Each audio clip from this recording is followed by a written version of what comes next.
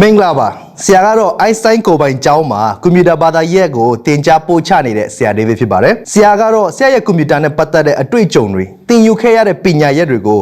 အခြေခံပြီးတော့ basic ကနေကျွမ်းကျင်သည့်အထိလေ့လာနိုင်အောင်တင်ပြပေးသွားမှာဖြစ်ပါတယ်ယနေ့ကဘာကြီးမှာဤပညာလွှမ်းမိုးမှုဟာတဖြည်းဖြည်းကျယ်ပြန့်လာပါတယ်ဖွံ့ဖြိုးတိုးတက်နေတဲ့ကဘာကြီးနဲ့အမီလိုက်နိုင်ဖို့ဆိုတာဤပညာတွေနဲ့အဆက်မပြတ်ဖို့အရန်ရည်ကြီးပါတယ်ဒါကြောင့်ကွန်ပျူတာဘာသာရပ်ကိုအခုမှစပြီးလေ့လာမဲ့သူတွေကွန်ပျူတာကိုကျွမ်းကျင်အသုံးပြုချင်တဲ့သူတွေစရင်းစရာတွေကိုတေးသေးချာချာလုပ်တတ်ချင်တဲ့သူတွေအတွက်သင်ခန်းစာတစ်ခုချင်းစီကိုအသေးစိတ်ရှင်းလင်းလွယ်ကူကူနဲ့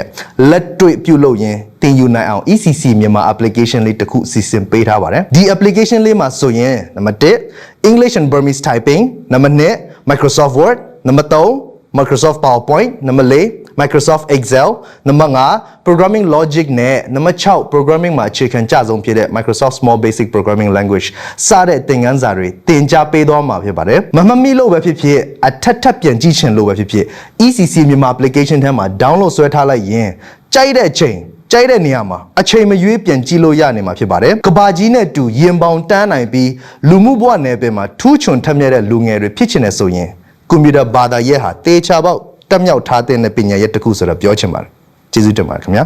လာမယ့်သင်ခန်းစာမှာပြန်ဆောင်ကြရအောင် See you again next time bye